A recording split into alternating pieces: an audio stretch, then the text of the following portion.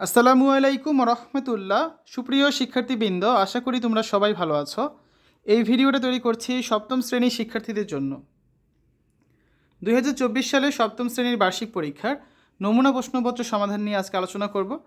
সপ্তম শ্রেণীর বাংলা বার্ষিক পরীক্ষার নমুনা প্রশ্নপত্র 4 এর প্রথম পর্বে আজকে আমরা দেখব নৈর্ব্যক্তিক অংশের আলোচনা।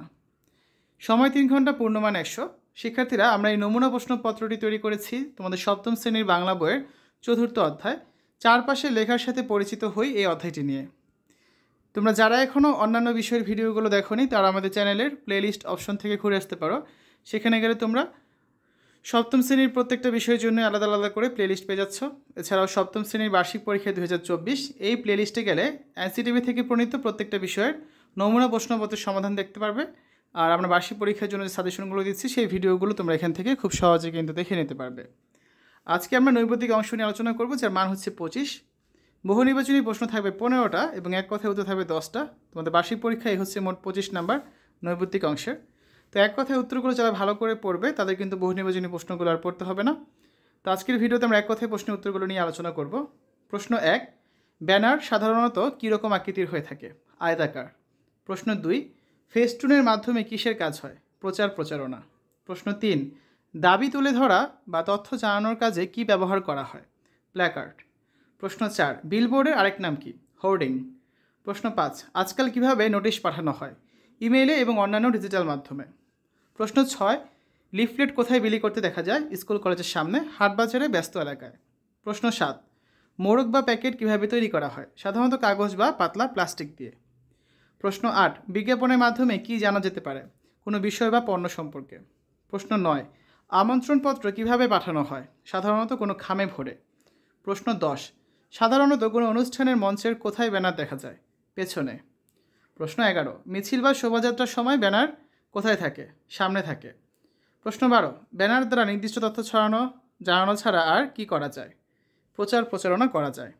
প্রশ্ন 13, আজকাল অনুষ্ঠান মঞ্চের পেছনে কী ধরনের ব্যানার দেখা যায়? Digital banner. প্রশ্ন 14, ফেস্টুনের উপকরণ কিসের মতো? ব্যানারের মতো। প্রশ্ন 15, সাধারণত ভবনের দেয়ালে, অনুষ্ঠান মঞ্চের দুই পাশে, কোনো গাছে বা খুঁটিতে কী ঝুলিয়ে রাখা হয়? ফেস্টুন। প্রশ্ন 16, সাধারণত কাগজে মুদ্রিত বা হাতে লেখা হয়ে থাকে কি? পোস্টার। প্রশ্ন 17, নির্বাচনের সময় পোস্টার কীভাবে ঝুলিয়ে রাখতে দেখা যায়? দড়ি দিয়ে রাস্তায় উঁচু করে। প্রশ্ন 18, সামাজিক ও সাংস্কৃতিক বিভিন্ন কর্মকাণ্ড প্রচারের কাজে কি ব্যবহার করা হয়? পোস্টার। প্রশ্ন 19, শক্ত কাগজে, ধাতব পাতে, কাঠে, কাপড়ে কিংবা কাপড়ের মতো প্লাস্টিক পর্দায় বক্তব্য লিখে কি তৈরি করা হয়? প্ল্যাকার্ড। প্রশ্ন 20, প্ল্যাকার্ড উঁচু করে ধরার জন্য কি থাকে? লম্বা হাতল। প্রশ্ন 21, মিছিল বা শোভাযাত্রায় অংশগ্রহণকারীদের কি বহন করতে দেখা যায়? প্ল্যাকার্ড। প্রশ্ন 22, সাধারণত বড় ধাতব পাত দিয়ে কি তৈরি করা হয়? বিলবোর্ড। প্রশ্ন 23, কোথায় কোনো কিছু মান্য করা বা পালন করা নির্দেশ থাকে? নোটিশের। প্রশ্ন 24, যেখানে নোটিশ টাঙানো থাকে সেটির নাম কি? Notice board.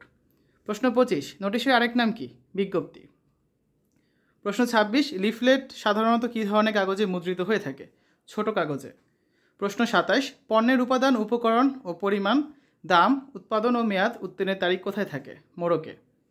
প্রশ্ন 28, রেডিও, টেলিভিশন এবং বিভিন্ন ডিজিটাল মাধ্যমে কি প্রচারিত হয়ে থাকে? বিজ্ঞাপন। প্রশ্ন 29, অনুষ্ঠান উৎসবে অংশগ্রহণের জন্য আমন্ত্রণ জানিয়ে যে চিঠি লেখা হয় তাকে কি বলে? আমন্ত্রণপত্র।